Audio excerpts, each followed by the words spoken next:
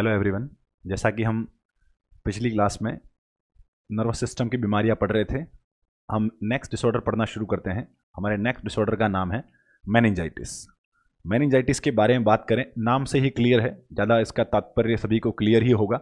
Meningitis means inflammation of the meninges. Simple definition है, inflammation of meninges is called meningitis. अब meninges क्या है ये तो सभी को पता ही होगा, हम पहले ही पढ़ चुके हैं एनाटॉमिकल एस्पेक्ट के दौरान कि मेनिंजेस एक झिल्लीनुमा मेम्ब्रेनस लेयर्स होती हैं जो कि ब्रेन और स्पाइनल कॉर्ड को कवर करती हैं। लेयर्स की बात करें तो 3 लेयर्स ऑफ मेनिंजेस होती हैं। पहली सबसे आउटर लेयर ड्यूरामेटर, दूसरी अरेक्नोइड मैटर और सबसे इंटरनल लेयर पायामेटर। अगर इन लेयर्स के अंदर इन्फ्लामेशन मीन्स अगर सूजन आ जाती है किन्हीं भी कारणों से, तो उसे हम मेनिंजाइटिस के नाम से जानते हैं। अब इन्वॉल्वमेंट ऑफ लेयर मीन्स बात करें बाहर से अंदर की तरफ, तो यहाँ पर 3 लेयर्स होती हैं जैसा कि सभी जानते हैं। सबसे बाहर ड्यूरामेटर, बीच में अरेक्नोइड मैटर और अंदर पायामेटर। इन्फ्लामेशन कई बार ऐसा होता है कि इन्वॉल्वमेंट ऑफ 3 लेयर्स ना होकर कुछ लेयर्स के अंदर ही इन्वॉल्वमेंट हो, मीन्स तीनों एक साथ सूजन ना आकर, हो सकता है इन दोनों में सूजन हो, इसमें सूजन हो, तो उसके आधार पर कुछ अन्य टर्म्स इस्तेमाल की जाती हैं, उनके बारे में हम बात करते हैं। एक होता है पैकीमेनिंजाइटिस और एक होता है लेप्टोमेनिंजाइटिस। तो यहाँ इन दोनों टर्म्स का मतलब समझें, एक होता है पैकीमेनिंजाइटिस, एक होता है लेप्टोमेनिंजाइटिस। अगर ओवरऑल तौर पर कहा जाए कि तीनों लेयर्स के अंदर अगर इन्फ्लामेशन होता है तो उसे हम जनरली मेनिंजाइटिस के नाम से जानते हैं। पैकीमेनिंजाइटिस का मतलब होता है inflammation in the only one layer that is the dura mater. अगर एकमात्र सबसे आउटर लेयर केवल इसी के अंदर अगर सूजन दिखाई दे तो उसे हम स्पेसिफिकली पैकीमेनिंजाइटिस के नाम से जानते हैं। जबकि लेप्टोमेनिंजाइटिस होता है कि ड्यूरामेटर का इन्वॉल्वमेंट न होकर केवल और केवल अरेक्नोइड मैटर और पायामेटर में ही सूजन हो, जबकि ड्यूरामेटर के अंदर सूजन ना हो, तो उसे हम लेप्टोमेनिंजाइटिस के नाम से जानते हैं। तो दोनों में अंतर समझें। पहले तो सिंपल मेनिंजाइटिस का मतलब समझें, inflammation in all the 3 layers of meninges, it is called meningitis. केवल मेनिंजाइटिस शब्द के अंदर हमने किसी पार्टिकुलर लेयर का नाम न लेकर तीनों लेयर में आने वाली सूजन को हमने मेनिंजाइटिस नाम दिया। जबकि पार्टिकुलरली लेयर्स की बात करें तो हमने 2 अलग अलग नाम रखे हैं, एक होता है पैकीमेनिंजाइटिस और दूसरा होता है leptomeningitis. Pachymeningitis on inflammation only in the dura mater और leptomeningitis inflammation only in the arachnoid mater plus pia mater. अब आगे बढ़ते हैं कि जो ये मेनिंजेस की लेयर्स में इन्फ्लामेशन है उसके पीछे संभावित कारण क्या रहा होगा या क्या इटियोलॉजिकल फैक्टर्स जिम्मेदार होते हैं, उसके बारे में हम बात करते हैं। तो इटियोलॉजी में हम पढ़ेंगे मेनली 2 तरह के इटियोलॉजिकल फैक्टर देखे गए हैं। सबसे पहला इटियोलॉजिकल फैक्टर तो होता है ट्रॉमा, मीन्स सिर पर लगने वाली चोट या फिर स्पाइनल कॉर्ड पर लगने वाली चोट, बाहर से कोई आघात हुआ है जिससे चोट की वजह से अगर मेनिंजेस में सूजन आती है तो यह भी एक संभावित कारण होता है। तो पहला कारण हमने लिख दिया ट्रॉमा, और दूसरा और महत्वपूर्ण कारण होता है दैट इज द इन्फेक्शन। तो ध्यान दें, मेनिंजाइटिस का ज़्यादा कॉमन कारण जो होता है वो इन्फेक्शन होता है, और कई बार ट्रॉमा की वजह से भी मेनिंजाइटिस देखने को मिल सकता है। तो दूसरा, इन्फेक्शन ज़्यादा कॉमनली देखा गया है, कोई न कोई माइक्रो ऑर्गेनिज्म जरूर जिम्मेदार होंगे मेनिंजाइटिस होने के पीछे, ये ज़्यादा कॉमनली देखा गया है। अब बात करेंगे कि कौन कौन से कॉजेटिव एजेंट या कौन से माइक्रो ऑर्गेनिजम्स जिम्मेदार होते हैं मेनिंजाइटिस के लिए। तो यहाँ इन्फेक्शंस के अंदर हम अलग अलग कॉजेटिव एजेंट की बात करेंगे कि कौन कौन से कॉजेटिव एजेंट जिम्मेदार होते हैं।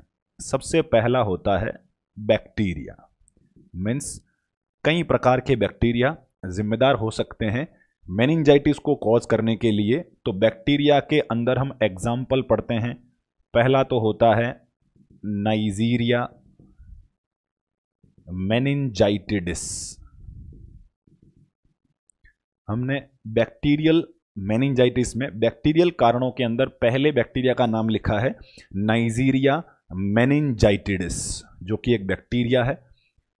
इस कॉजेटिव एजेंट से होने वाले मेनिंजाइटिस को एक विशेष नाम से हम जानते हैं, जिसे मेनिंगोकोकल मेनिंजाइटिस कहा गया है।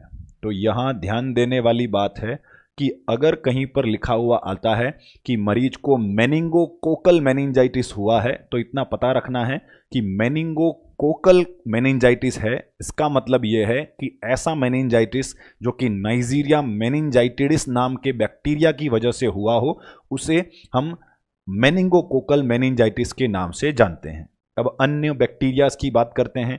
अन्य बैक्टीरिया हो सकता है स्टेफ ऑरियस जिम्मेदार हो सकता है। इसके अलावा स्ट्रेप्टोकोकस न्यूमोनाई जिम्मेदार हो सकता है। इसके अलावा स्यूडोमोनास बैक्टीरिया जिम्मेदार हो सकता है। इसके अलावा हीमोफिलस इन्फ्लुएंजा टाइप बी नाम का बैक्टीरिया भी जिम्मेदार हो सकता है। तो यहाँ कुछ बैक्टीरियाज के नाम लिखे हैं। पहला हमने लिखा नाइजीरिया मेनिंजाइटिडिस, इससे होने वाले मेनिंजाइटिस को मेनिंगोकोकल मेनिंजाइटिस भी कहा गया है। अन्य में हमने स्टेफ ऑरियस लिखा, स्ट्रेप्टोकोकस न्यूमोनाई, स्यूडोमोनास, इसके अलावा हीमोफिलस इन्फ्लुएंजा टाइप बी। ध्यान दें, हीमोफिलस इन्फ्लुएंजा टाइप बी एक बैक्टीरिया है, कंफ्यूज ना हो। अगर कहीं पर केवल इन्फ्लुएंजा लिखा हो तो केवल इन्फ्लुएंजा जो होता है वो तो होता है वायरस। इन्फ्लुएंजा एक प्रकार का वायरस है, लेकिन अगर बात करें हीमोफिलस इन्फ्लुएंजा टाइप बी, जिसे हमने शॉर्ट में लिखा है HIV, haemophilus influenza type B अपने आप में एक बैक्टीरिया होता है, तो इसलिए इसे हमने बैक्टीरियल कारणों के अंदर लिखा है, that is haemophilus influenza type B. Clear? तो ये संभावित कारण थे। अब अलग अलग एज ग्रुप में कुछ विशेष संभावित रीजन देखे गए हैं, उनके बारे में भी समझें। एडल्ट व्यक्तियों में जितने मेनिंजाइटिस के मरीज दिखते हैं, उनमें सामान्य तौर पर कॉजेटिव एजेंट अधिकतर जो देखा गया है वो होता है नाइजीरिया मेनिंजाइटिडिस। ओल्ड एज वाले व्यक्तियों में जो मेनिंजाइटिस मिलता है उसमें ज़्यादातर कारण देखा गया है स्ट्रेप्टोकोकस न्यूमोनाई, और चिल्ड्रन वाले एज ग्रुप के अंदर जो हमें मेनिंजाइटिस के मरीज मिलते हैं उनमें हीमोफिलस इन्फ्लुएंजा टाइप बी ज़्यादा कॉमनली तौर पर देखा गया है। कोई से भी एज ग्रुप में कोई सा भी कॉजेटिव एजेंट जिम्मेदार हो सकता है, लेकिन जो अब तक हमें मरीज देखने को मिले हैं उन आधार पर हमने संभावनाओं को देखकर लिखा है कि जो एडल्ट मरीज मिलते हैं उनमें ज़्यादातर कॉजेटिव एजेंट नाइजीरिया मेनिंजाइटिडिस मिलता है। जो ओल्ड एज के व्यक्ति मिलते हैं मेनिंजाइटिस के, उनमें स्ट्रेप्टोकोकस न्यूमोनाई कॉजेटिव एजेंट देखा गया है, जबकि चिल्ड्रन वाले एज ग्रुप में haemophilus influenza type B bacteria सर्वाधिक कॉमन तौर पर देखा गया है। तो ये हो गए हमारे सभी बैक्टीरियल कारण। अब आगे बढ़ते हैं। इन्फेक्शन के कॉजेटिव एजेंट के अंदर बैक्टीरिया के बाद में दूसरा संभावित कारण हो सकता है वायरस। ध्यान दें, इन्फेक्शियस कॉजेस के अंदर कोई सा भी माइक्रो ऑर्गेनिज्म जिम्मेदार हो सकता है, और उन्हीं माइक्रो ऑर्गेनिजम्स के एग्जाम्पल हम लिख रहे हैं कि इन्फेक्शन मीन्स कोई ना कोई माइक्रो ऑर्गेनिज्म जिम्मेदार होता है। वो या तो बैक्टीरिया हो सकता है, बैक्टीरिया अगर होगा तो कौन कौन से हो सकते हैं उनके हमने कुछ नाम लिखे। दूसरा, अगर वायरस हो सकता है तो कौन कौन से संभावित हैं इसके बारे में हम बात करते हैं।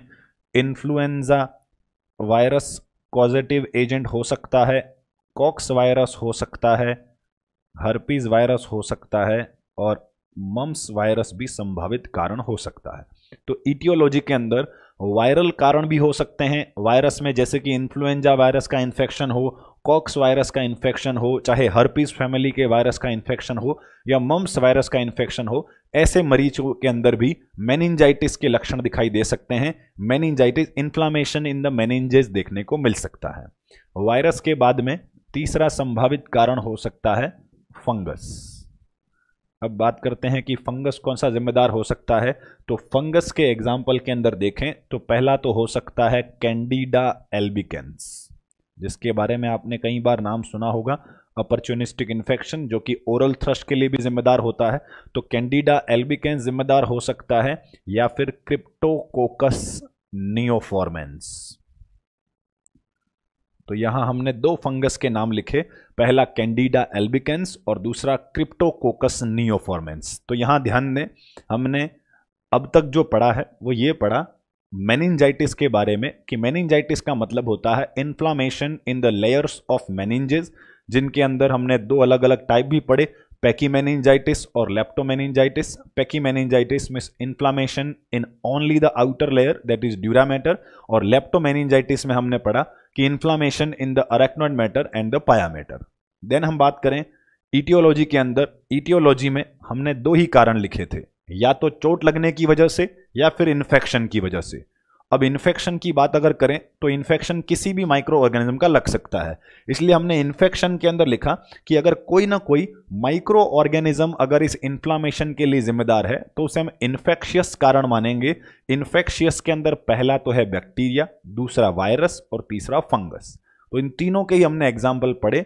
बैक्टीरिया में हमने 4-5 नाम पढ़े, Neisseria meningitis, staph aureus, streptococcus pneumoniae, pseudomonas, haemophilus influenza type B जैसे एग्जाम्पल पढ़े। वायरल कारणों के अंदर influenza, cox virus, herpes virus, mumps virus जैसे एग्जाम्पल पढ़े। और फंगल कारणों के अंदर दो संभावित रीजन हैं, या तो कैंडिडा एल्बिकेंस या फिर क्रिप्टोकोकस नियोफॉर्मेंस नाम का फंगस जिम्मेदार हो सकता है। क्लियर।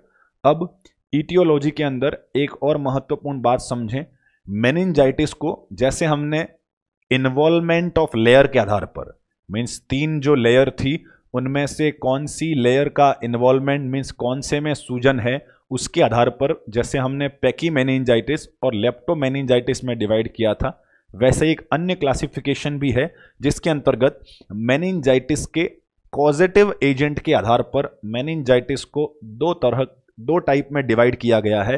एक तो होता है सेप्टिक मेनिंजाइटिस और एक होता है एसेप्टिक मेनिंजाइटिस।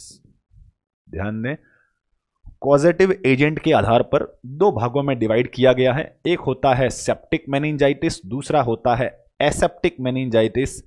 ऐसे सभी मेनिंजाइटिस के मरीज जिसमें मेनिंजाइटिस होने का कॉजेटिव एजेंट बैक्टीरिया रहा हो तो उसे हम सेप्टिक मेनिंजाइटिस के नाम से जानते हैं, और अगर अदर देन बैक्टीरिया रहा हो तो उसे हम एसेप्टिक मेनिंजाइटिस के नाम से जानते हैं। अब अदर देन बैक्टीरिया का क्या मतलब है?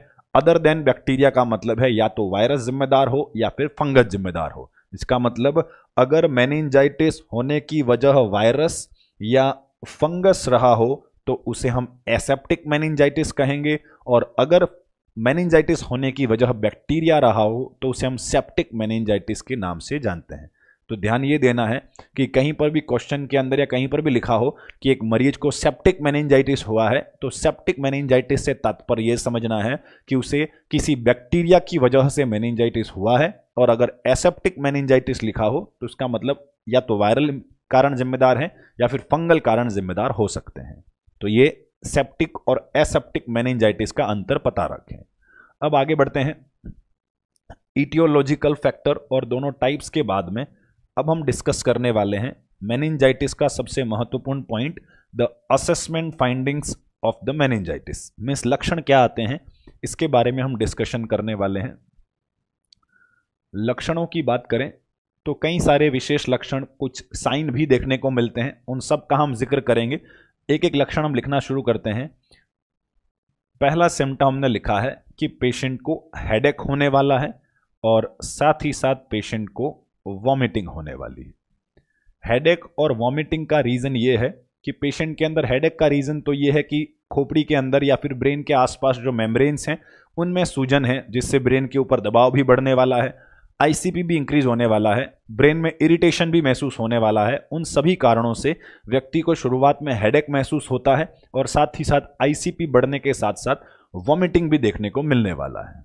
हेडेक वॉमिटिंग के साथ साथ पेशेंट के अंदर हमें हाई ग्रेड फीवर भी देखने को मिलने वाला है।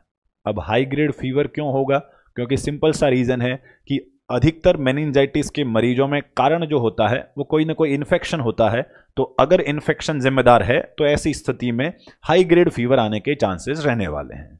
फीवर के अलावा इस पेशेंट के अंदर इंक्रीज्ड आईसीपी रहने वाला है, मीन्स सूजन आने के साथ साथ इंट्राक्रेनियल प्रेशर भी बढ़ने वाला है। अब इंट्राक्रेनियल प्रेशर क्यों बढ़ा? सिंपल सी बात है कि अगर ये खोपड़ी है, खोपड़ी के अंदर एक निश्चित आकार लिए हुए ब्रेन है और उसके चारों तरफ बिल्कुल पतली पतली झिल्ली नुमा संरचनाएं मेनिंजेस थी।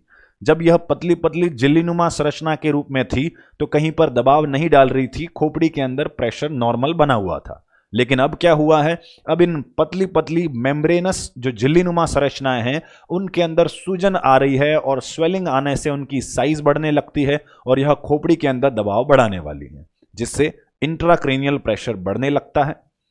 इसके अलावा अगला सिम्टम देखने को मिल सकता है लेथार्जी। अब लेथार्जी का मतलब होता है सुस्त हो जाना, उसके कंसंट्रेशन पावर का कम होना, उसके कॉन्शियसनेस लेवल का धीरे धीरे कम होने लगना। तो व्यक्ति आईसीपी बढ़ने की वजह से सुस्त दिखाई देने लगता है, लेथार्जिक दिखाई देने लगता है। अगले सिम्टम की तरफ बढ़ते हैं। इसके अलावा अगला सिम्टम दिखाई देगा फोटोफोबिया। अब फोटोफोबिया का तात्पर्य समझें। फोटोफोबिया का मतलब होता है कि व्यक्ति को तेज रोशनी से या लाइट से फोबिया होता है, इरिटेशन महसूस होता है। यहां फोबिया या डर लगने से महसूस यह है कि जब भी कोई लाइट या तेज रोशनी उसकी आंखों पर गिरती है तो उसे ब्रेन में थोड़ा इरिटेशन महसूस होने लगता है, उसे हम फोटोफोबिया बोलते हैं। अब इरिटेशन इसलिए महसूस होता है क्योंकि जब भी कोई तेज रोशनी आंखों पर गिरती है तो ऐसी स्थिति में ब्रेन के पास में एक तीव्र इलेक्ट्रिकल स्टिमुलेशन जाएगा और आईसीपी पहले से बड़ा हुआ है जिससे ब्रेन पहले ही इरिटेट है। ऐसी स्थिति में कोई भी तेज रोशनी अगर आंखों पर गिरती है तो व्यक्ति बहुत इरिटेटेड महसूस करता है क्योंकि उसका आईसीपी बड़ा हुआ है, ब्रेन थोड़ा इरिटेटेड है, इसलिए तेज रोशनी से जो इरिटेशन महसूस होता है उसी को हम फोटोफोबिया के नाम से जानते हैं।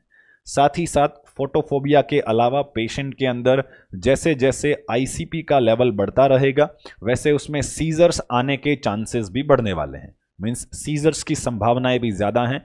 सीजर क्यों आते हैं ये हम इंक्रीज्ड आईसीपी नाम के पूरे टॉपिक के अंदर ही पढ़ चुके हैं कि जब भी खोपड़ी के अंदर प्रेशर बढ़ता है तो इलेक्ट्रिकल स्टिमुलेशन बहुत तेज हो जाता है और इस केस में सीजर आने के चांसेस होने वाले हैं। अब अगले सिम्टम की तरफ बढ़ते हैं।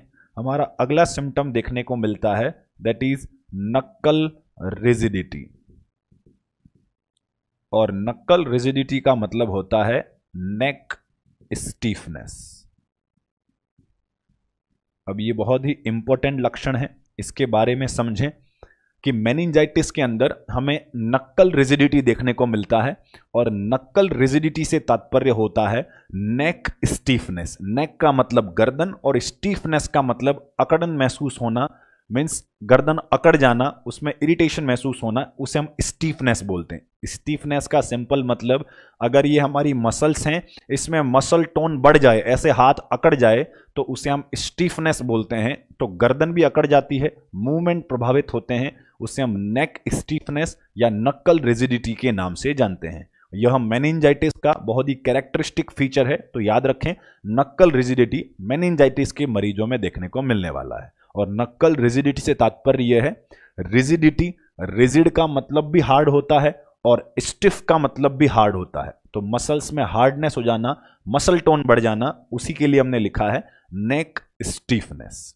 अब नेक स्टीफनेस हो जाने की वजह से कुछ विशेष साइन हमें फिजिकल एग्जामिनेशन के दौरान देखने को मिलते हैं। हम उन साइन के बारे में जिक्र करने वाले हैं। हम उन साइन के बारे में आगे जिक्र करें उससे पहले एक बार रिवाइज कर लेते हैं कि हमने मेनिंजाइटिस के कौन कौन से लक्षण पढ़े हैं। इन सब के बारे में फटाफट से हमने नाम लिख दिए हैं, ऐसा इसलिए क्योंकि इन सब के बारे में हम पहले भी कई बार डिस्कशन करते आए हैं और इन सभी का तात्पर्य भी बहुत सिंपल है जो कि इजीली समझ में आ गया होगा। पहला हमने लिखा है कि मेनिंजाइटिस हो जाने पर सिर दर्द होने वाला है, उल्टियां हो सकती हैं, तेज बुखार आ सकता है, आईसीपी बढ़ सकता है। आईसीपी बढ़ने का रीजन क्लियर है, खोपड़ी के अंदर सूजन आई है तो दबाव तो बढ़ा ही होगा। इसके अलावा व्यक्ति सुस्त रहने लगता है, लेथार्जिक महसूस करता है, फोटोफोबिया होने वाला है, ब्रेन इरिटेटेड है, आईसीपी बढ़ा हुआ है, तो जब भी आंखों पर तेज रोशनी गिरेगी व्यक्ति बहुत इरिटेटेड महसूस करेगा, उसे हम फोटोफोबिया के नाम से जानते हैं। इसके अलावा सीजर्स आने की संभावनाएं हैं। इसके अलावा नक्कल रिजिडिटी हो सकता है और नक्कल रिजिडिटी का तात्पर्य हमने पढ़ा नेक स्टीफनेस। अब आगे हम जो डिस्कस करने वाले हैं वो है नक्कल रिजिडिटी की वजह से दिखाई देने वाले कुछ साइन। तो अब ध्यान दें, पूरा सेंटेंस समझें। जब किसी मरीज में मेनिंजाइटिस होगा तो मेनिंजाइटिस की वजह से नक्कल रिजिडिटी होगा और जब नक्कल रिजिडिटी होगा तब ये साइन दिखाई देने वाले हैं। तो अब ये नक्कल रिजिडिटी की वजह से दिखाई देने वाले साइन, हमें दो साइन देखने को मिलते हैं। सबसे पहला होता है ब्रुडजिंस्की साइन, पहला साइन होता है ब्रुडजिंस्की साइन और दूसरा होता है कर्निग्स साइन। वो ध्यान दें, हमने दो साइन लिखे हैं, पहला होता है ब्रुडजिंस्की साइन और दूसरा होता है कर्निक साइन। ये दोनों ही महत्वपूर्ण साइन हैं जो कि मेनिंजाइटिस के मरीज में हमें देखने को मिलने वाले हैं। अब इनमें होता क्या है वो समझें। अब ब्रुडजिंस्की साइन को कैसे देखते हैं, क्या हमें करना होगा और हमें क्या रिजल्ट मिलने वाला है, इस पूरे प्रोसीजर को समझना जरूरी है। क्लियर। अब प्रोसीजर हम डिस्कस करते हैं। सबसे पहले पेशेंट को हमें सुपाइन अवस्था में लिटा देना है। कौन सी पोजीशन में लिटाना है? सबसे पहले हमने पेशेंट को सुपाइन पोजीशन में लिटाना है और सुपाइन पोजीशन में लिटाने के बाद में उसे एडवाइस करना है। ध्यान दे, उसे एडवाइस मतलब इंस्ट्रक्शन देना है। इंस्ट्रक्शन ये देना है not to perform any active body movement. हमने सबसे पहले तो यह किया, ब्रुडजिंस्की साइन देखने के लिए मरीज को बिल्कुल सुपाइन पोजीशन में बेड पर लिटा दिया। फिर उसे यह सलाह देनी है या आदेश देना है कि आपको कोई भी एक्टिव बॉडी मूवमेंट नहीं करवाने हैं। अब यहां ध्यान देने वाली बात यह है, एक्टिव बॉडी मूवमेंट और पैसिव बॉडी मूवमेंट क्या है। तो इसके लिए याद करें, हमने पिछली ही क्लास में हमने पढ़ा था एक्टिव एक्सरसाइज और पैसिव एक्सरसाइज के बारे में। एक्टिव मूवमेंट का मतलब वो होता है जो व्यक्ति जानबूझकर करवाता है। अगर मैं मेरी मर्जी से ऐसे हाथ को कॉन्ट्रैक्ट करवा रहा हूं तो ये एक्टिव मूवमेंट है। और पैसिव मूवमेंट क्या है? अगर मैं मेरे हाथ को ऐसा सीधा रख दूं और सामने एग्जामिनेशन करने वाला, चाहे वो नर्सिंग ऑफिसर हो या कोई डॉक्टर हो, वो मेरे हाथ को पकड़कर ऐसे मूवमेंट करवा कर देखता है तो that is the passive movement. Clear. मैं खुद जो करवाता हूं वो एक्टिव मूवमेंट है, कोई दूसरा व्यक्ति आकर हाथ का मूवमेंट करवाता है वो पैसिव मूवमेंट है। तो हमें ये एडवाइस करना है नॉट टू परफॉर्म, ये सलाह देने की आपको खुद को कोई एक्टिव बॉडी मूवमेंट नहीं करवाना है। जो होगा वो हम एग्जामिनेशन में देखेंगे, आपको खुद कोई बॉडी मूवमेंट नहीं करवाना है, ये उस मरीज को एडवाइस करना है। क्लियर। अब उसे एडवाइस करने के बाद में अगला मूवमेंट ये करना है कि हमें तीसरा महत्वपूर्ण काम ये करना है कि नेक के अंदर फ्लेक्शन करवाना है। क्लियर। ध्यान दें, पहले से नेक के अंदर तो क्या हो रखा है, नेक के अंदर तो स्टीफनेस हो रखी है और उसी का हमने नाम क्या रखा था? उसी का नाम हमने रखा था नक्कल रिजिडिटी। तो नेक में तो पहले से स्टीफनेस है। हम असेसमेंट के दौरान ये करने वाले हैं कि सुपाइन लिटा दिया, उसे इंस्ट्रक्शन दे दिया कि आपको कोई खुद मूवमेंट नहीं करवाने, आपको चुपचाप लेटे रहना है। जो एग्जामिनेशन करेंगे वो हम करने वाले हैं, आपको खुद कुछ भी नहीं करना है। इस बारे में इंस्ट्रक्शन देने के बाद में अब हमें उसके नेक का फ्लेक्शन करवाना है। अब ध्यान दें, नेक का फ्लेक्शन कैसे होता है। अगर मैं इस अवस्था में खड़ा हूं तो गर्दन को आगे झुकाना ये नेक का फ्लेक्शन है या पीछे झुकाना ये नेक का फ्लेक्शन है। तो इतना सब कुछ जानते होंगे। वैसे पहले हम पीडियाट्रिक के अंदर भी पढ़ते आए हैं कि गर्दन का पीछे की तरफ ऐसे मूवमेंट करवाना नेक का एक्सटेंशन कहलाता है और गर्दन का ऐसे चेस्ट की तरफ लाना इट इज नेक फ्लेक्शन। तो हमें किस तरफ ले जाना है? हमें उसकी गर्दन को आगे चेस्ट की तरफ लाना है, उसे हम नेक फ्लेक्शन के नाम से जानते हैं।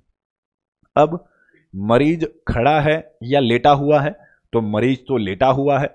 मरीज खुद गर्दन मुड़ाएगा कि हमें मुड़ानी है? तो हमने खुद तो मुड़ाने वाला नहीं है, क्योंकि हमने उसको पहले इंस्ट्रक्शन दे दिया कि आपको खुद कुछ नहीं करना है, हम ही करेंगे जो भी एग्जामिनेशन करने वाले हैं। तो नेक फ्लेक्शन हमें करवाना है। हमें कैसे करवाना है? हमारा एक हाथ उसके सिर के नीचे रखना है।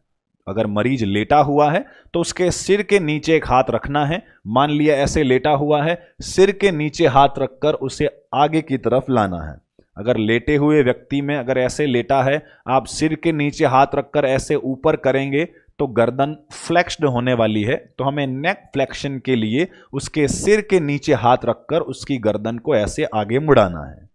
अब जैसे ही आप नेक का फ्लेक्शन करवाते हैं वहां तुरंत आपको एक ऑटोमेटिक मूवमेंट दिखाई देगा। ऑटोमेटिक मतलब मरीज ने जानबूझकर किया कि अपने आप हो रहा है? मरीज ने जानबूझकर तो किया ही नहीं है, क्योंकि हमने उसको पहले इंस्ट्रक्शन दे दिया है। वहां पर एक ऑटोमेटिक फ्लेक्शन देखने को मिलता है एट द नीज, उसके घुटनों के ऊपर एक ऑटोमेटिक फ्लेक्शन देखने को मिलता है। मींस जो मरीज बिल्कुल सीधा लेटा हुआ था, जैसे ही उसके सिर को थोड़ा ऊपर करते हैं, गर्दन को फ्लेक्स करते हैं, पैर भी अपने आप थोड़े मुड़ जाते हैं, थोड़े फ्लेक्स हो जाते हैं। इस प्रकार की फाइंडिंग को हम ब्रुडजिन्स्की साइन के नाम से जानते हैं।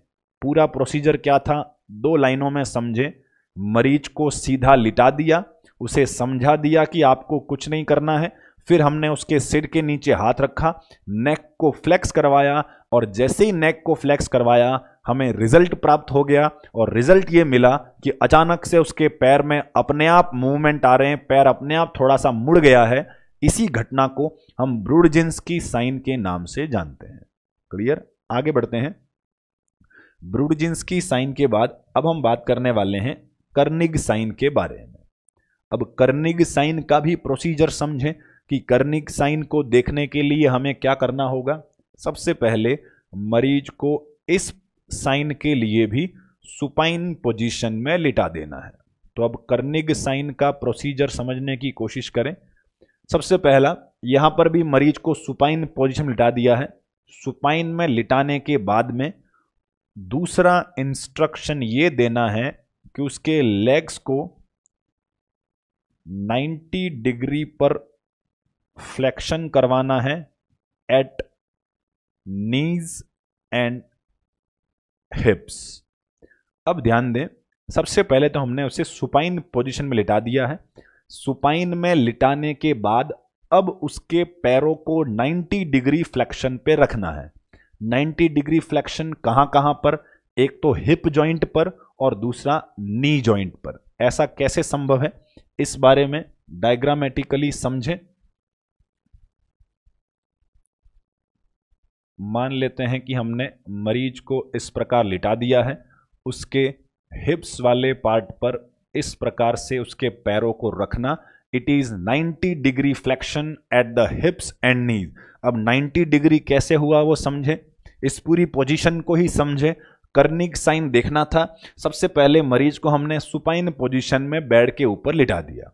सुपाइन में लिटाने के बाद हमने उसके हिप जॉइंट पर और नी जॉइंट पर, सभी को पता है यहां पर नी जॉइंट होगा और यहां पर हिप जॉइंट होने वाला है, तो हमने उसके हिप जॉइंट और नी जॉइंट पर 90 डिग्री का फ्लेक्शन करवा दिया। 90 डिग्री कैसे वो समझें। यहां उसके फीमर बोन मींस थाइज और उसके धड़ एब्डोमेन के बीच में यहां पर भी 90 डिग्री का एंगल बन रहा है। और साथ ही साथ यहां पर भी देखें तो उसके टिबिया, फिबुला और उसके फीमर, इनके बीच में भी यहां 90 डिग्री का कोण बन रहा है।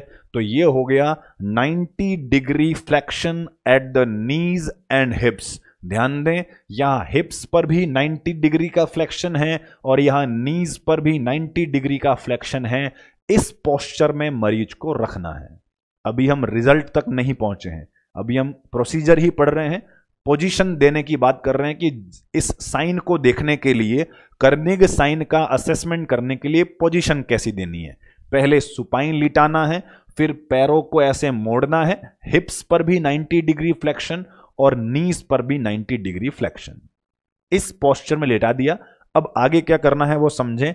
आगे हमें यह करना है कि लेग्स को एक्सटेंशन करवाना है। अब अगला स्टेप ये करना है कि लेग्स को एक्सटेंशन करवाना है। अब लेग को एक्सटेंशन करवाना है तो क्या करना पड़ेगा, पैर को और नीचे करेंगे तो एक्सटेंशन होगा या पैर को ऊपर करेंगे तो एक्सटेंशन होगा। इतना तो कॉमन सेंस सभी जानते होंगे। पैर को और नीचे लाएंगे तो फ्लेक्शन और ज्यादा होगा। हम क्या करवाना चाह रहे हैं, एक्सटेंशन करवाना चाह रहे हैं, तो इस पैर को यहां से पकड़कर ऊपर करना होगा।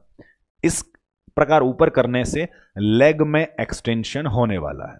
तो अब करना यह है कि हमें लेग्स में एक्सटेंशन करवाना है। लेग में एक्सटेंशन करवाने के लिए एज ए एग्जामिनर आप जो जांच कर रहे हैं, आपको यह करना है कि उसके एडी वाले पार्ट पर पैर को पकड़ना है। अभी जो पैर हवा में थे, हमें एडी वाले पार्ट पर पैर को पकड़ना है और इसे पकड़कर थोड़ा ऊपर करना है। जैसे ही आप ऊपर करेंगे आपको रिजल्ट प्राप्त होगा, और रिजल्ट ये प्राप्त होने वाला है कि थोड़ा सा भी पैर ऊपर करते ही उसे सीवियर पेन महसूस होने वाला है, और वह पैर को पूरी तरह ऊपर नहीं करने देगा, और पेन जो होने वाला है वो उसे हैमस्ट्रिंग मसल के अंदर महसूस होने वाला है। अब हैमस्ट्रिंग मसल मतलब कौन सी? जो हमारे टिबिया फिबुला के नीचे हैं वो तो काफ मसल है, और जो थाइज के पिछली मसल, मीन्स अगर ये सामने वाला पार्ट थाइज है तो थाइज के बैक साइड की जो मसल्स हैं उसे हम हैमस्ट्रिंग मसल्स बोलते हैं। यहां वाली मसल, तो उसे हैमस्ट्रिंग मसल के अंदर पेन महसूस होने वाला है। इस प्रकार के रिजल्ट को हम कर्निग साइन के नाम से जानते हैं। किया क्या था? पेशेंट को सुपाइन लिटाया, हिप्स और नीज पर 90 डिग्री फ्लेक्शन रखा, फिर यहां से पकड़कर लेग को एक्सटेंड करवाने की कोशिश की, और जैसे ही हमने एक्सटेंड किया हमें रिजल्ट ये प्राप्त हुआ कि मरीज को बहुत तेज दर्द महसूस होता है उसके हैमस्ट्रिंग मसल के अंदर, और मरीज पैर सीधा नहीं करने देता है। इस प्रकार के रिजल्ट को हम कर्निग साइन के नाम से जानते हैं। क्लियर? तो यहां ब्रुडजिन्स्की और कर्निग साइन सभी को समझ में आ गया होगा। अगर कंफ्यूजन क्रिएट होता है कि कौन से वाले में तो गर्दन को ऊपर किया था और कौन से वाले में ऐसे घुटना ऊपर था, तो इतना याद रख सकते हैं। याद रखने के लिए एक शब्द पता रखें, ब्रुडजिन्स्की साइन में बी से जो साइन है उसमें तो हमने ब्रेन को पकड़कर ऊपर कर दिया था। ब्रेन को पकड़कर कैसे? आपने सिर के नीचे हाथ लगाकर ऐसे ऊपर किया था, मीन्स ब्रुडजिन्स्की में ब्रेन को पकड़कर ऊपर किया था। और कर्निग साइन के से शुरू होता है, तो इसमें ऊपर कौन सा पार्ट था? इसमें घुटने को जो ऊपर रखते हैं, इस प्रकार के साइन को कर्निग साइन बोलते हैं, और जिसमें ब्रेन को ऊपर किया था वो ब्रुडजिन्स्की साइन। ये जो नेमोनिक या जो विशेष तथ्य बताया वो आपके याद रखने के लिए है, कोई सेंस नहीं है इस बात का, लेकिन पता रखें कि ब्रुडजिन्स्की जिसमें ब्रेन को पकड़कर ऊपर करना था, गर्दन को मोड़ना था, वो ब्रुडजिन्स्की था, और जिसमें घुटना ऐसे हवा में ऊपर था वो कर्निग साइन था। दोनों ही नेक स्टिफनेस को दर्शाते हैं, दोनों ही नक्कल रिजिडिटी को दर्शाते हैं, और दोनों मेनिंजाइटिस के विशेष लक्षण होने वाले हैं। तो अब तक हमने ये सभी मेनिंजाइटिस के विशेष 8 लक्षण पढ़े। अब आगे हम बढ़ते हैं कुछ अदर सिम्टम्स के बारे में, कि कुछ विशेष पेशेंट के अंदर कुछ विशेष लक्षण देखने को मिलते हैं, तो उन अदर सिम्टम की हम बात करते हैं। अब तक जो लिखे थे वो सभी लगभग सभी मेनिंजाइटिस के मरीजों में देखने को मिलते हैं। Headache, vomiting, increased ICP, lethargy, seizures, ये हाई ग्रेड फीवर, ये सभी सिम्टम लगभग सब में देखने को मिलते हैं। अदर सिम्टम जो कुछ विशेष केसेस में देखने को मिलते हैं, और अदर सिम्टम में पहला है red macular rashes on body in meningococcal meningitis. अब ध्यान दें, हमने लिखा है रेड मैक्यूलर रैशेज इन मेनिंगोकोकल मेनिंजाइटिस। अब इस तथ्य को समझने के लिए सबसे पहला सवाल तो यह है कि मेनिंगोकोकल मेनिंजाइटिस का मतलब क्या होता है। यह मैं पहले बता चुका हूं कि ऐसा मेनिंजाइटिस जो कि नाइजीरिया मेनिंजाइटिडिस नाम के बैक्टीरिया की वजह से होता है, उसे हम मेनिंगोकोकल मेनिंजाइटिस के नाम से जानते हैं। तो अगर वो नाइजीरिया मेनिंजाइटिडिस वाला अगर मेनिंजाइटिस हुआ है, तो उन मरीजों में विशेष तौर पर शरीर पर दाने देखने को मिलते हैं, रैशेज देखने को मिलते हैं, और रैशेज वो दाने कौन से कलर के देखने को मिलते हैं?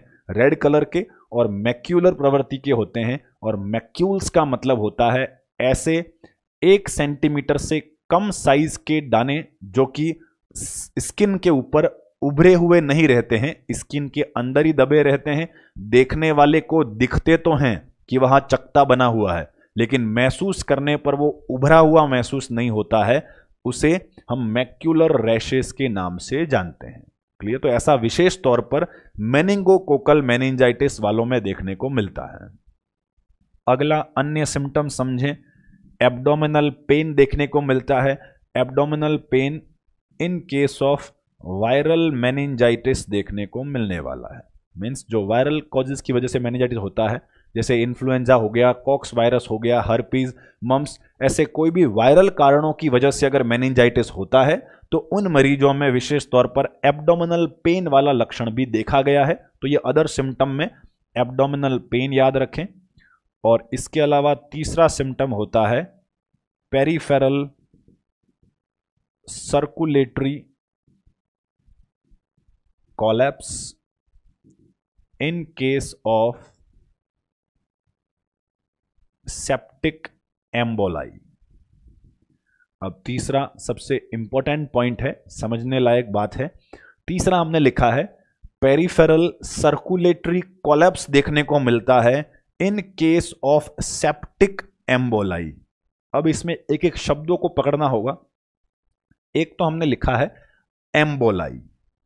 अब what is meaning of emboli? Emboli का मतलब सभी जानते हैं कि अगर सर्कुलेशन में कोई टुकड़ा, चाहे वो क्लॉट का हो, चाहे वो फैट का हो, चाहे वो गैस का हो, कोई भी टुकड़ा अगर सर्कुलेशन में चलता फिरता हो तो उसे हम एम्बोलाई बोलते हैं। जैसे कि थ्रोम्बस, एक जगह पर अगर थ्रोम्बस बनता है तो उसे एक जगह पर क्लॉट बनता है तो उसे हम थ्रोम्बस बोलते हैं। वही क्लॉट वहां से टूटकर अगर सर्कुलेशन में घूमने लग जाता है तो उसे हम एम्बोलाई बोलते हैं। तो यहां पर एम्बोलाई का मतलब है चलता फिरता घूमता हुआ टुकड़ा जो कि सर्कुलेशन में बह रहा है।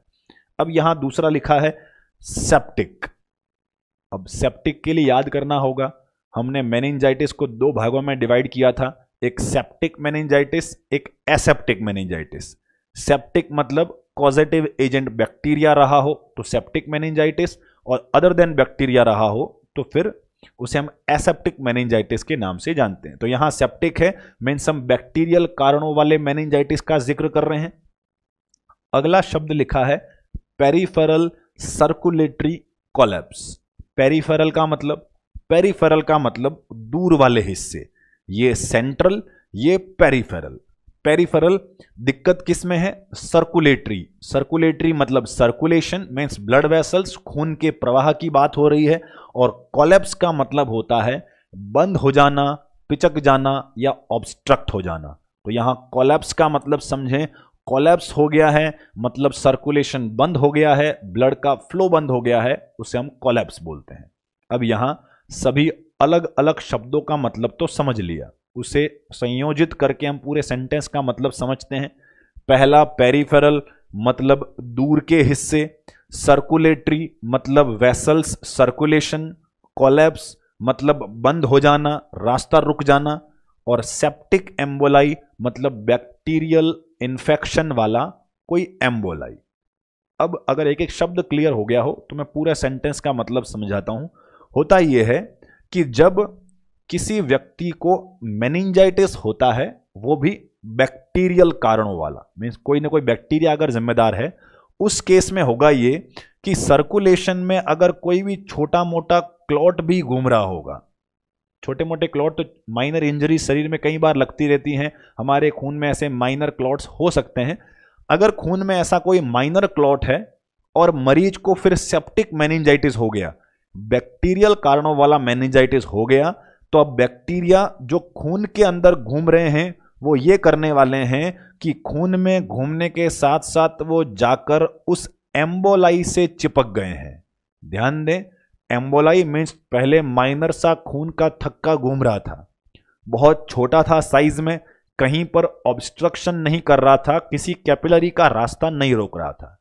अब यह हुआ कि उस एम्बोलाई के टुकड़े के ऊपर आकर एक बैक्टीरिया चिपक गया। पहले एम्बोलाई था, उसके ऊपर बैक्टीरिया चिपक गया, और बैक्टीरिया बहुत सारे चिपक जाने की स्थिति में उस एम्बोलाई की साइज जो है वो धीरे धीरे बढ़ने लगेगी। मीन्स एक छोटा सा एम्बोलाई था, उसके ऊपर बहुत सारे बैक्टीरिया ने मिलकर उसको इन्फेक्टेड कर दिया। मीन्स बैक्टीरिया चिपक गए तो वो इन्फेक्टेड एम्बोलाई हो गया, और अगर वो इन्फेक्टेड एम्बोलाई हो गया तो अब उसका साइज पहले से छोटा हो गया होगा कि ज्यादा हो गया होगा? तो सिंपल सी बात है कि उसका साइज पहले से बड़ा हो गया होगा। मीन्स पहले माइनर क्लॉट था, बहुत सारे बैक्टीरिया इन एम्बोलाई से चिपकते रहे, जिससे उस एम्बोलाई का साइज लार्ज हो गया, और जब ऐसा थोड़ा लार्ज साइज का एम्बोलाई जब पेरिफेरल सर्कुलेशन में घूमेगा, जब कैपिलरीज में से जाएगा, तो वह माइनर कैपिलरीज में फंस जाएगा और सर्कुलेटरी रास्तों को रोक देगा, और इसी घटना को हम पेरिफेरल सर्कुलेटरी कोलैप्स के नाम से जानते हैं। तो ये फिर मेजर सर्कुलेशन में रास्ता क्यों नहीं रोका, पेरिफेरल में ही क्यों रोका? तो ध्यान देने वाली बात यह है कि सेंट्रल पार्ट में मेजर वेसल्स हैं, मीन्स एरोटा है, बड़ी बड़ी आर्टरियां हैं, उनके अंदर ये क्लॉट रास्ता पूरी तरह बंद नहीं कर पा रहा है, लेकिन जब इन्हीं से अलग अलग ब्रांचेज निकलेंगी और माइनर माइनर कैपिलरीज निकलेंगी, तो ये क्लॉट बहता हुआ जाएगा और जाकर उन कैपिलरीज का रास्ता जरूर रोक सकता है जिनका डायामीटर कम है, जिनकी साइज कम है। तो इसलिए यह पेरिफेरल पार्ट में जाकर सर्कुलेटरी सिस्टम को कोलैप्स कर देता है, बंद कर देता है। इसी घटना को हम पेरिफेरल सर्कुलेटरी कोलैप्स के नाम से जानते हैं। और ऐसा किस केस में होता है? ऐसा सेप्टिक एम्बोलाई बनने के केस में हो सकता है। मीन्स बैक्टीरियल इन्फेक्शन अगर एम्बोलाई पर जाकर चिपकने लग जाए तो एम्बोलाई का साइज बढ़ता है और यह सर्कुलेटरी सिस्टम में ऑब्स्ट्रक्शन क्रिएट कर सकता है। तो ये 3 अदर सिम्टम पता रखने हैं। पहला रेड मैक्यूलर रैशेस, दूसरा एब्डोमिनल पेन और तीसरा पेरिफेरल सर्कुलेटरी कोलैप्स। अब आगे बढ़ते हैं। असेसमेंट फाइंडिंग हमने सारे पढ़े, 8 तो हमने मेन लक्षण पढ़े थे और 3 अदर सिम्टम के अंदर लिखे। अब हम बात करने वाले हैं इसके डायग्नोसिस और इसके मैनेजमेंट के बारे में। तो सबसे पहले डिस्कस करते हैं डायग्नोसिस के बारे में कि डायग्नोसिस कैसे किया जाए मेनिंजाइटिस का। तो सबसे पहला तरीका तो है फिजिकल एग्जामिनेशन। अब फिजिकल एग्जामिनेशन से कैसे सस्पेक्ट करेंगे इस बारे में ध्यान दें। फिजिकल एग्जामिनेशन में पहली बात तो हमें यह देखने को मिल सकती है कि व्यक्ति बहुत सुस्त नज़र आ रहा है, हेडेक की कंप्लेंट कर रहा है, मरीज को बुखार आ रहा है, वॉमिटिंग भी हो रही है। और हम नक्कल रिजिडिटी देखने के लिए जब ब्रोडजेंस की साइन देखने की कोशिश करते हैं तो वह भी पॉजिटिव मिलता है। जब उसके नीज को ऊपर करके पैर को एक्सटेंड करवाने की कोशिश करते हैं तो कर्निक साइन भी पॉजिटिव मिलता है। तो इस फिजिकल एग्जामिनेशन के माध्यम से हम सस्पेक्ट कर सकते हैं कि मेनिंजाइटिस हो सकता है। इसके अलावा अन्य डायग्नोस्टिक टेस्ट की बात करें तो हम लंबर पंक्चर करवा सकते हैं, एलपी जिसे हम बोलते हैं। तो हम लंबर पंक्चर करवा सकते हैं। लंबर पंक्चर करवाकर हम किसका सैंपल लेना चाहते हैं? हम CSF का सैंपल लेना चाहते हैं और CSF का सैंपल लेकर एनालिसिस करवाते हैं, CSF एनालिसिस करवाते हैं। इसके द्वारा हम मेनिंजाइटिस के कारणों के बारे में हम पता लगा सकते हैं कि कौन सा कॉजेटिव एजेंट जिम्मेदार है या क्या कारण हो सकते हैं। तो यहाँ पहला तो फिजिकल एग्जामिनेशन हो गया, दूसरा लंबर पंक्चर। लंबर पंक्चर में सैंपल किसका लेना है? CSF का, और CSF एनालिसिस करवाना होता है। हम CSF एनालिसिस का जिक्र करें उससे पहले लंबर पंक्चर के संदर्भ में कुछ 2-3 जानकारियां आपको याद रखनी है, वो समझें। पहली जानकारी तो ये है कि लंबर पंक्चर कौन सी पोजीशन में करवाते हैं।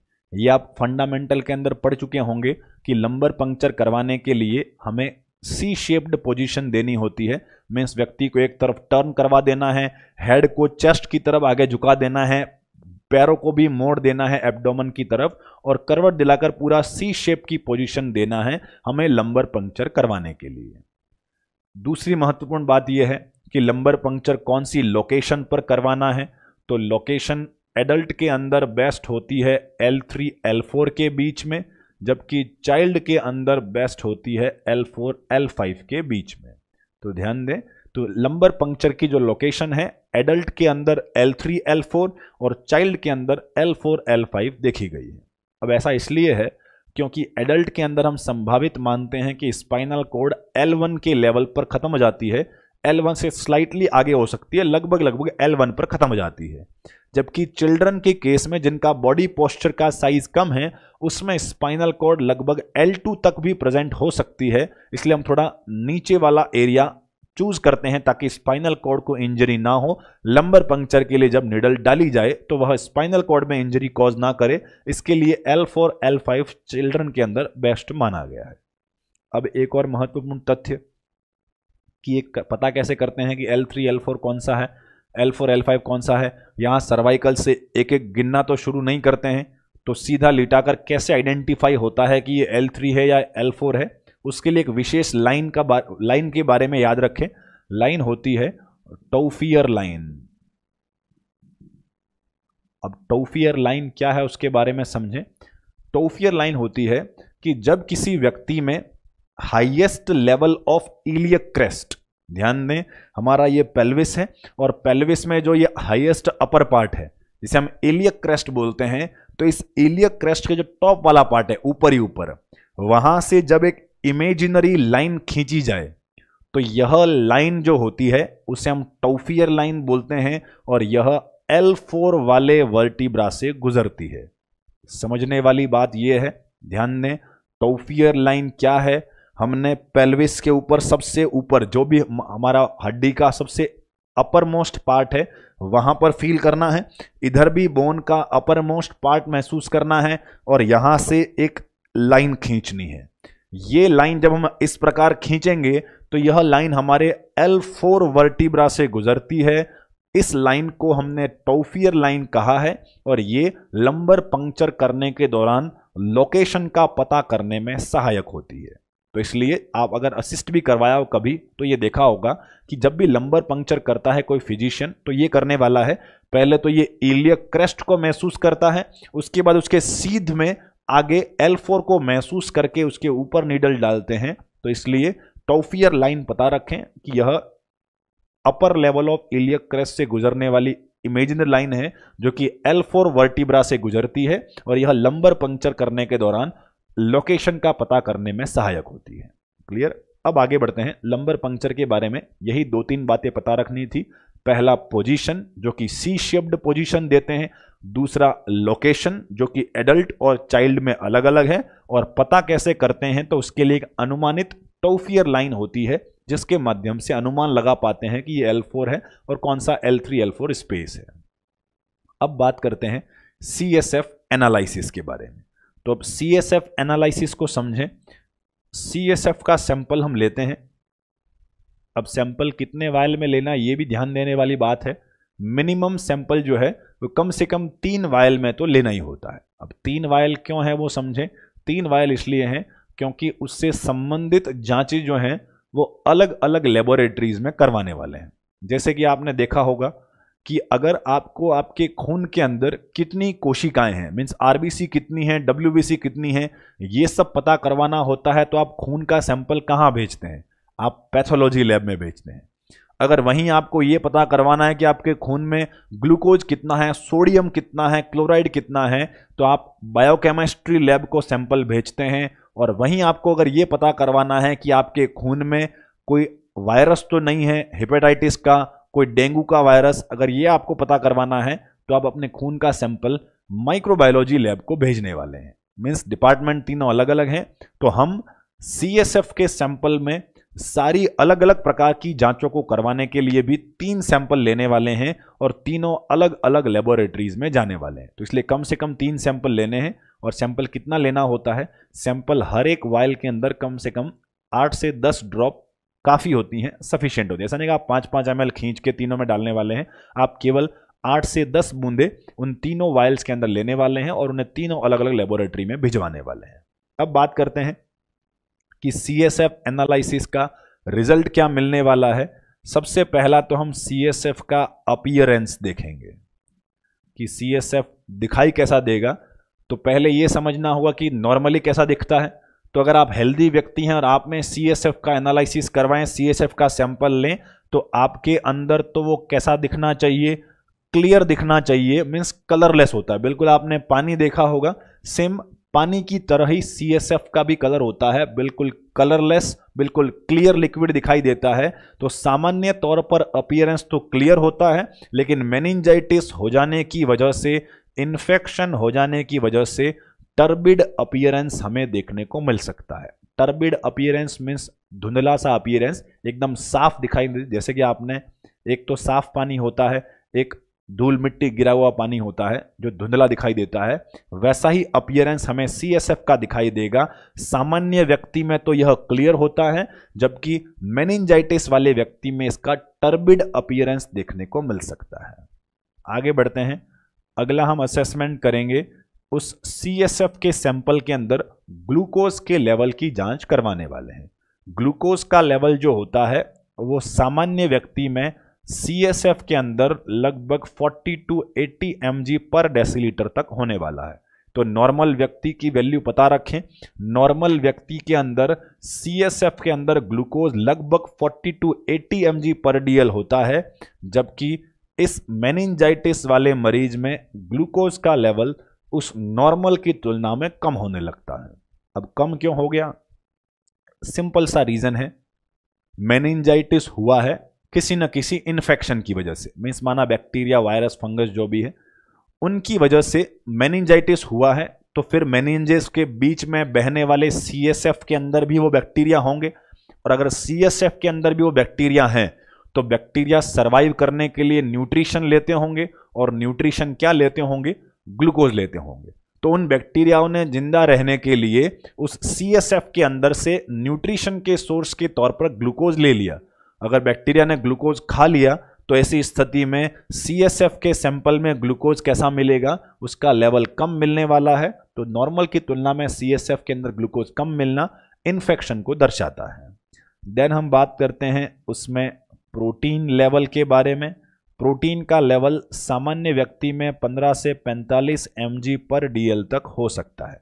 15 to 45 mg पर DL तक प्रोटीन हमें देखने को मिलता है उस सामान्य व्यक्ति में। CSF के अंदर इस इन्फेक्शन के केस में प्रोटीन का लेवल नॉर्मल की तुलना में बढ़ जाता है। यहां बहुत ही महत्वपूर्ण पॉइंट है, ध्यान दें। ग्लूकोज का लेवल तो कम हो गया था, लेकिन प्रोटीन का लेवल बढ़ गया है। अब प्रोटीन का लेवल क्यों बढ़ गया? क्योंकि बैक्टीरिया भी अपने आप में क्या है?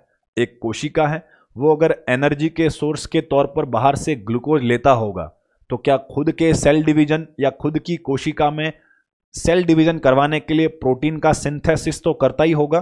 तो वो जो बैक्टीरिया, वायरस जो भी हैं वह प्रोटीन का सिंथेसिस करते हैं, जिससे CSF के अंदर टोटल प्रोटीन की मात्रा जो है वह नॉर्मल की तुलना में बढ़ने लगती है। तो सिंपल सा सेंटेंस है कि अगर CSF में बैक्टीरिया है तो ग्लूकोज खाएगा और प्रोटीन बनाएगा।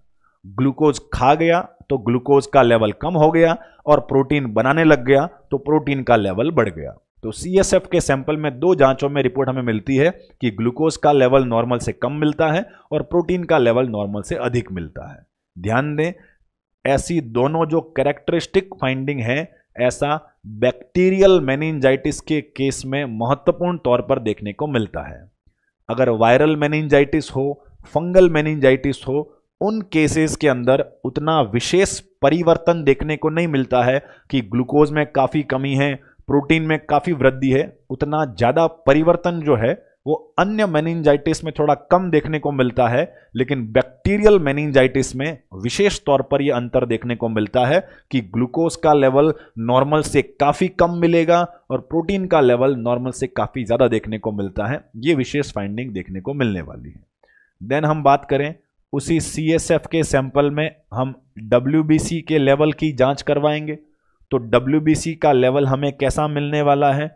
नॉर्मल से ज्यादा मिलने वाला है। ज्यादा क्यों? ये तो सिंपल सी बात है। WBC कब बढ़ती हैं? किसी भी इन्फेक्शन के केस में WBC का लेवल बढ़ने लगता है। क्या नॉर्मल व्यक्ति के CSF में WBC होती हैं? तो बिल्कुल होती हैं। एडल्ट व्यक्ति के अंदर अगर CSF की जांच करें तो लगभग 0 से 5 मिल सकती हैं, और चाइल्ड में अगर हम जांच करें तो 0 से 3 WBC देखने को मिल सकती है। तो यहां सामान्य व्यक्ति में, एडल्ट व्यक्तियों में 0 से 5 तक WBC का मिलना नॉर्मल है, और चिल्ड्रन के अंदर 0 से 3 तक WBC का मिलना नॉर्मल है। अगर इनकी संख्या बहुत ज़्यादा मिलने लगती है तो यह इन्फेक्शन को दर्शाता है। इसलिए मेनिंजाइटिस वाले में जब CSF का एनालिसिस करते हैं तो WBC का लेवल जो है वह नॉर्मल से अधिक देखने को मिलता है। देन बात करें RBC के बारे में, तो नॉर्मल व्यक्ति में CSF में RBC कितनी होंगी? तो जवाब होना चाहिए नॉर्मल व्यक्ति के CSF में RBCs जो होती हैं वो एब्सेंट होती हैं। एब्सेंट कैसे? क्योंकि हमने शुरू में ही लिखा था कि CSF का कलर कैसा है? बिल्कुल पानी जैसा क्लियर होता है। तो RBC अगर होती तो फिर CSF रेड दिखाई देता, लेकिन CSF रेड नहीं होता है, बिल्कुल कलरलेस होता है। तो RBC सामान्य तौर पर एब्सेंट होनी चाहिए, लेकिन अगर CSF एनालिसिस में RBC एब्सेंट होने की बजाय अगर हमें प्रेजेंट मिलती हैं तो यह कहीं ना कहीं इंटरनल ब्लीडिंग को दर्शाता है। मीन्स हेल्दी व्यक्ति में तो RBC नहीं होनी चाहिए थी, लेकिन अगर RBC की कुछ मात्रा आपको CSF के सैंपल में मिलती हैं तो यह इंटरनल ब्लीडिंग को दर्शाने वाला है। क्लियर? तो ये था हमारा CSF एनालिसिस में विशेष तौर पर देखे जाने वाले फाइंडिंग्स। पहला, अपीयरेंस थोड़ा धुंधला दिखेगा, ग्लूकोज का लेवल कम मिलेगा, प्रोटीन का लेवल ज्यादा मिलेगा, WBC का लेवल अधिक मिलेगा, और RBC अगर मिलती हैं तो यह इंटरनल ब्लीडिंग को दर्शाने वाला है। तो ये था हमारा डायग्नोस्टिक एस्पेक्ट। अब हम बात करने वाले हैं मेनिंजाइटिस के मैनेजमेंट के बारे में। तो आगे बढ़ते हैं। मैनेजमेंट की बात करें तो मेनिंजाइटिस एक प्रकार का इन्फ्लामेशन है, सूजन आ गई है, और सूजन किसी न किसी बैक्टीरिया, वायरस या फंगस की वजह से आई है, तो उसके हिसाब से हम अप्रोप्रिएट मेडिकल मैनेजमेंट देने वाले हैं। तो मैनेजमेंट के अंदर सबसे पहला पॉइंट हम डिस्कस करने वाले हैं, that is medical management. Means कुछ दवाइयों के माध्यम से हम सूजन को सही करने की कोशिश करते हैं। दवाइयाँ कौन सी हो सकती हैं? सबसे पहली दवाइयाँ तो होती हैं स्टेरॉइड्स। मीन्स हम डेक्सोना चला देते हैं, हम हाइड्रोकोर्टिसोन चलाते हैं। ऐसा क्यों करते हैं? क्योंकि हम पहले ही डिस्कस कर चुके हैं कि जितनी भी स्टेरॉइड दवाइयाँ होती हैं उनमें एंटी इन्फ्लामेटरी कैपेसिटी होती है, सूजन को कम करने की क्षमता होती है। हमारे मेनिंजाइटिस में, मेनिंजेस में अगर सूजन है तो उन्हें कम करने के लिए हम स्टेरॉइड्स दवाइयाँ दे सकते हैं। स्टेरॉइड दवाइयाँ केवल सूजन को कम करेंगी, वह बैक्टीरिया, वायरस, फंगस को नहीं मारने वाली हैं। उन्हें खत्म करना है तो हमें अप्रोप्रिएट दवाइयाँ और देनी होंगी। अगर बैक्टीरियल इन्फेक्शन है तो एंटीबायोटिक देनी होगी, अगर वायरल इन्फेक्शन है तो हमें एंटीवायरल देनी होंगी, और अगर फंगल इन्फेक्शन है तो हमें एंटी फंगल दवाइयाँ देनी होंगी। क्लियर? एंटीबायोटिक की बात करें तो हम सिफेलोस्पोरिन ग्रुप की दवाइयाँ दे सकते हैं। सिफेलोस्पोरिन मतलब सेफ्ट्रियोक्सोन, सिफोटेक्सिम, सेफ्टाजिडम, ये सभी दवाइयाँ दे सकते हैं। एंटीवायरल की बात करें तो एसाइक्लोवीर, जिडोवुडीन जैसी दवाइयाँ हम दे सकते हैं, और एंटी फंगल की बात करें तो हम फ्लूकोनाजोल जैसी दवाइयाँ दे सकते हैं। मीन्स हम मेनिंजाइटिस को ट्रीट करने के लिए अप्रोप्रिएट दवाइयाँ देते हैं। या तो हम स्टेरॉइड के माध्यम से केवल सूजन कम करवाने की कोशिश करते हैं, या फिर हम अलग अलग दवाइयों के माध्यम से उस कॉजेटिव एजेंट को मारने की कोशिश करते हैं। एंटीबायोटिक अगर बैक्टीरियल इन्फेक्शन है तो, वायरल है तो एंटीवायरल, और फंगल इन्फेक्शन है तो एंटी फंगल दवाइयाँ हम देने वाले हैं। तो ये तो हो गया मेडिकल मैनेजमेंट। आगे हम बढ़ते हैं। अब हम बात करेंगे नर्सिंग मैनेजमेंट के बारे में कि अगर मेनिंजाइटिस हो जाए तो उस केस में विशेष नर्सिंग मैनेजमेंट क्या करना होगा, क्या हमारी विशेष जिम्मेदारियां होने वाली हैं। तो नर्सिंग मैनेजमेंट के अंदर सबसे महत्वपूर्ण और पहली जिम्मेदारी होती है, that is isolate the patient. Isolate the patient. अब आइसोलेट क्यों करना है वो समझें। क्या मेनिंजाइटिस एक कम्युनिकेबल डिजीज है या नॉन कम्युनिकेबल है? कम्युनिकेबल, नॉन कम्युनिकेबल मतलब सभी जानते होंगे कि क्या ये बीमारी एक व्यक्ति से दूसरे व्यक्ति में फैल सकती है कि नहीं फैलती है। तो जवाब होना चाहिए कि यह किसी न किसी माइक्रो ऑर्गेनिज्म की वजह से होने वाली बीमारी है, तो इसका मतलब यह फैल सकती है। तो मेनिंजाइटिस एक प्रकार की कम्युनिकेबल डिजीज होती है। मीन्स अगर दूसरा व्यक्ति भी नज़दीक संपर्क में आता है तो उसके अंदर भी इन्फेक्शन फैल सकता है। मोड ऑफ ट्रांसमिशन की बात करें तो यह ड्रॉपलेट ट्रांसमिशन के माध्यम से फैलता है। अब इस मामले में कंफ्यूज ना हो कि सर खोपड़ी के अंदर मेनिंजेस हैं, वहां अगर बैक्टीरिया है, दूसरा व्यक्ति पास में आकर बैठ गया तो खोपड़ी से निकलकर बैक्टीरिया उसमें कैसे चला जाएगा। तो यहां समझने वाली बात यह है कि अगर मेनिंजाइटिस है तो वो बैक्टीरिया उसके अंदर रेस्पिरेटरी सीक्रीशन के अंदर प्रेजेंट होंगे और रेस्पिरेटरी सीक्रीशन के माध्यम से दूसरे में फैल सकते हैं। तो इसलिए यह मोड ऑफ ट्रांसमिशन जो होता है, फैलने का जो माध्यम होता है वो होता है ड्रॉपलेट ट्रांसमिशन। ड्रॉपलेट ट्रांसमिशन का मतलब जानते होंगे, छींकने खांसने से फैलने वाला ट्रांसमिशन, जिसे हम ड्रॉपलेट ट्रांसमिशन के नाम से जानते हैं। तो छींकने खांसने से संपर्क में आने से दूसरे व्यक्ति में मेनिंजाइटिस हो सकता है, इसलिए हमारी सबसे पहली जिम्मेदारी बनती है आइसोलेट द पेशेंट। पहला पॉइंट समझ में आ गया होगा। अब यह कम्युनिकेबल डिजीज है, ड्रॉपलेट ट्रांसमिशन से फैलती है, इसलिए सबसे पहले आइसोलेट कर दिया। आइसोलेट करने के बाद तुरंत क्या करना है, क्या अप्रोप्रिएट एंटीबायोटिक थेरेपी चलानी होगी? तो बिल्कुल चलानी होगी। इलाज करने के लिए हमें प्रॉपर एंटीबायोटिक थेरेपी को शुरू करना होगा। अब एंटीबायोटिक थेरेपी शुरू कर दिया, अब उसे कितने दिनों तक और अकेले सेपरेट रखने की आवश्यकता है, आइसोलेट रखने की आवश्यकता है? तो इस केस में कौन सा बेहतर होगा कि उसे कल्चर नेगेटिव आने तक आइसोलेट रखें, या उसे एंटीबायोटिक का पूरा जो कोर्स है वो पूरा होने तक आइसोलेट रखें, या उससे कम समय तक आइसोलेट रखें? तो इसके लिए ध्यान देने वाली बात यह है कि जब अगर आपने एंटीबायोटिक थेरेपी शुरू कर दी है, मान लिया जाए आज सुबह 10 बजे पेशेंट आया है और 10 AM पे 10 बजे अगर मरीज आया है, तो अगले दिन नेक्स्ट डे 10 AM के बाद मीन्स पूरे 24 घंटे के बाद अब उस मरीज को आइसोलेट रखना आवश्यक नहीं है। बात को दोबारा से समझे। मरीज अस्पताल में आया, तुरंत उसको मेनिंजाइटिस सस्पेक्ट हुआ, उसे आइसोलेट कर दिया। आइसोलेट करके एंटीबायोटिक चालू कर दी। एंटीबायोटिक चालू करते ही 24 आवर्स के बाद में means after 24 hours of antibiotic therapy the isolation is not required. Means जैसे ही एंटीबायोटिक शुरू की और 24 घंटे का समय बीत गया, उसके बाद अब मरीज को आइसोलेट रखना जरूरी नहीं है। अब दिमाग में यह सवाल आ रहा होगा कि क्या सर 24 घंटे में ही पूरा मेनिंजाइटिस सही हो गया? क्या उसके शरीर में जितने बैक्टीरिया वायरस थे वो सारे 24 घंटे में ही मर गए हैं?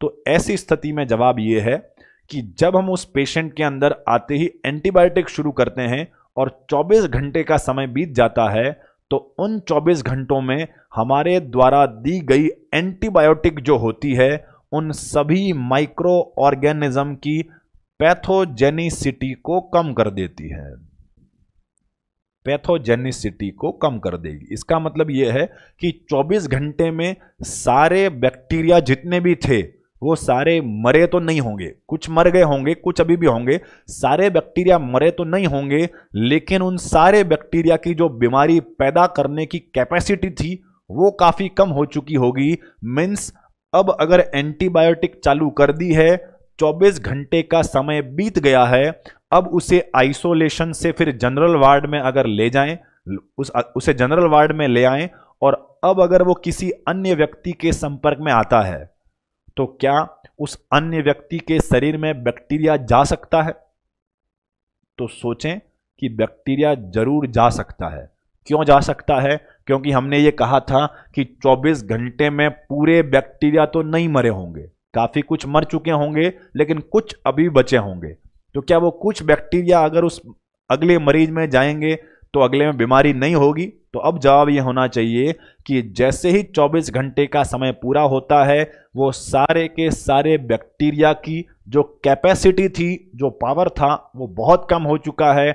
अब वो दूसरे में चले भी जाएंगे तो बीमारी पैदा नहीं कर पाएंगे। दूसरे का इम्यून सिस्टम उन कमजोर बैक्टीरियाओं को तुरंत मार देगा, अगले वाले में बीमारी नहीं होने वाली है। तो इसलिए पहले आते ही आइसोलेट रखना है, एंटीबायोटिक शुरू करनी है, 24 घंटे बाद आइसोलेशन से हटाकर जनरल वार्ड में ले आना है। क्लियर? तो यह ध्यान देने वाली बात है। और इसका मोड ऑफ ट्रांसमिशन भी याद रखें, यह ड्रॉपलेट ट्रांसमिशन के द्वारा फैलने वाला है। आगे बढ़ते हैं। अगला महत्वपूर्ण पॉइंट यह ध्यान देना है कि इस पेशेंट के अंदर आपको पेरिफेरल सर्कुलेशन को मॉनिटर करना जरूरी है।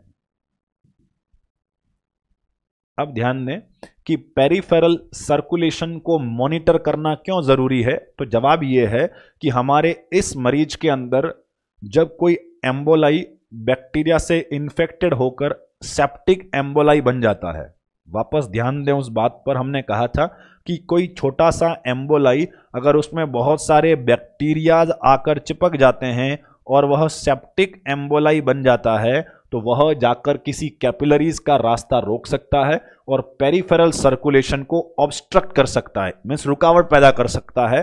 तो हमें लगातार उस व्यक्ति में पेरिफेरल सर्कुलेशन को मॉनिटर करना है और अगर कहीं पर भी ऑब्स्ट्रक्शन महसूस हो तो तुरंत अप्रोप्रिएट सर्जिकल इंटरवेंशन करके उस आगे वाले हिस्से को नेक्रोसिस होने से बचाना होगा। नेक्रोसिस कैसे? अगर कैपिलरी बंद हो गई, ब्लड सप्लाई रुक गई तो आगे वाले हिस्से को सप्लाई नहीं पहुंचेगी, तो वहां नेक्रोसिस हो सकता है। उसे प्रिवेंट करने के लिए हमें लगातार उसका पेरिफेरल सर्कुलेशन मॉनिटर करना है और अगर डिस्टरबेंस दिखाई दे तो तुरंत जल्द से जल्द अप्रोप्रिएट ट्रीटमेंट फैसिलिटीज अपनानी होगी।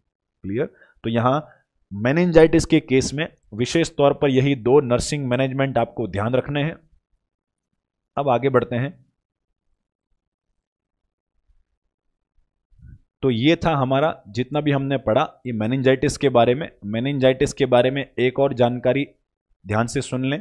जो हमने डायग्नोसिस पढ़ा था, डायग्नोसिस में हमने CSF एनालिसिस की बात कही थी, जिसके अंदर हमने ग्लूकोज का असेसमेंट, प्रोटीन का, WBC का, RBC का, टर्बिड अपीयरेंस, ये सब पढ़ा। लेकिन इन सब के माध्यम से हम इन्फेक्शन के होने का अनुमान लगा सकते हैं, लेकिन कंफर्म करना है कि कौन सा बैक्टीरिया जिम्मेदार है, तो इसके लिए CSF कल्चर करवाना सबसे उचित टेस्ट होने वाला है। मीन्स ग्लूकोज कम हो गया, प्रोटीन बढ़ गया, तो हमें क्या लगेगा? इन्फेक्शन है। लेकिन इन्फेक्शन कौन सा है ये आइडेंटिफाई करना है तो हमें CSF का कल्चर करवाना जरूरी होगा। क्लियर? तो ये थी संपूर्ण जानकारी मेनिंजाइटिस के बारे में। साथ ही साथ एक और अन्य टर्म के बारे में भी समझें जिसका नाम होता है एनसिफेलाइटिस। अब एनसिफेलाइटिस को समझें। मेनिंजाइटिस का मतलब था inflammation in the meninges. Encephalitis का मतलब होता है inflammation in the brain parenchyma. Brain parenchyma का मतलब यह है कि अगर ये पूरी ब्रेन की संरचना थी तो ब्रेन के ऊपर जो 3 परतें थी उन 3 परतों का नाम था मेनिंजेस। सबसे बाहर वाली ड्यूरा मैटर, अरेक्नोइड मैटर और पाया मैटर। अगर इन तीनों में सूजन आ रही थी तो हमने उसे मेनिंजाइटिस कहा था। अब अगर सूजन इस ब्रेन की संरचना के अंदर ही आने लग जाए तो इस प्रकार की कंडीशन को हम एनसिफेलाइटिस के नाम से जानते हैं। मीन्स अगर इस झिल्लीनुमा परतों में सूजन आती है तो मेनिंजाइटिस कहा जाएगा, और सीधे ब्रेन की पैरेंकाइमा, ब्रेन की संरचना के अंदर ही इन्फ्लामेशन होता है तो उसे हम एनसिफेलाइटिस के नाम से जानते हैं। अब बात करते हैं कि इसके पीछे कारण क्या हो सकते हैं, कि ब्रेन में सूजन क्यों आ गई है, उसके पीछे कारण क्या हैं। तो कारण वो सभी कारण सेम होते हैं जो कि मेनिंजाइटिस के लिए जिम्मेदार थे। जैसे कि मेनिंजाइटिस कारण था ट्रॉमा, चोट लगने से। तो क्या चोट लगी होगी तो केवल इन परतों में ही लगी होगी? अगर चोट की गंभीरता ज़्यादा है तो क्या वो ब्रेन को भी प्रभावित कर सकती है? तो उसकी वजह से, ट्रॉमा की वजह से भी ब्रेन में इन्फ्लामेशन हो सकता है। अगला कारण हो सकता है इन्फेक्शन। जैसे कुछ माइक्रो ऑर्गेनिज्म इन मेनिंजेस में पहुंचकर सूजन पैदा करते हैं, वैसे ही माइक्रो ऑर्गेनिज्म अगर ब्रेन के टिश्यूज में भी एंटर कर जाएं तो वह ब्रेन के अंदर भी इन्फ्लामेशन कॉज करवा सकते हैं। मींस ईटियोलॉजिकल फैक्टर भी बिल्कुल सेम होते हैं। लेकिन ईटियोलॉजी में खास बात यह ध्यान रखनी है कि मेनिंजाइटिस के जितने भी कारण थे उसमें ज्यादातर जिम्मेदार जो कारण था वो कौन था? बैक्टीरिया। मींस मेनिंजाइटिस अधिकतर मरीजों में बैक्टीरियल कारणों से होता है, जबकि एनसिफेलाइटिस जो होता है वह मैक्सिमम तौर पर वायरल कारणों से देखने को मिलने वाला है। तो ये इंपॉर्टेंट तथ्य याद रखना है कि most common cause of meningitis that is bacteria and the most common cause of encephalitis that is virus. Means कोई भी वायरस हो सकता है, और बैक्टीरिया में भी कई सारे अलग अलग उम्र के पड़ाव वाले बैक्टीरिया हमने पढ़े थे कि एडल्ट में अलग है, ओल्ड एज में अलग है, चिल्ड्रन में अलग है। तो मेनिंजाइटिस के लिए कॉमनली कॉजेटिव एजेंट बैक्टीरिया होता है, वहीं एनसिफेलाइटिस के लिए कॉमनली कॉजेटिव एजेंट वायरस होने वाला है। क्लियर? देन बात करें इसके सिम्टम्स के बारे में। अगर मेनिंजेस में सूजन आई थी तो उसका दबाव भी ब्रेन पर पड़ रहा था, जिससे हेडेक, वॉमिटिंग जैसे लक्षण थे। अगर खुद ब्रेन के अंदर ही सूजन आती है तब भी दबाव बढ़ने वाला है, आईसीपी बढ़ने वाला है, लक्षण सारे के सारे सेम दिखाई देंगे जो कि मेनिंजाइटिस में थे। सूजन यहां आए तो भी सिर दर्द होगा, सूजन यहां पर आए तब भी सिर दर्द होगा, means all the symptoms are same as the meningitis. Then बात करें डायग्नोसिस कैसे करेंगे, तो डायग्नोसिस का तरीका भी सेम है। फिजिकल एग्जामिनेशन करेंगे, सीएसएफ का कल्चर करवाएंगे, सीएसएफ एनालिसिस करेंगे, तो डायग्नोसिस भी सेम होता है। मैनेजमेंट की बात करें तो मैनेजमेंट भी दवाइयाँ सेम होंगी। सूजन कम करने के लिए स्टेरॉइड देना है, बैक्टीरिया जिम्मेदार तो एंटीबायोटिक देनी है, वायरस जिम्मेदार तो एंटीवायरल थेरेपी देनी है, फंगस जिम्मेदार तो एंटी फंगल थेरेपी देना होगा।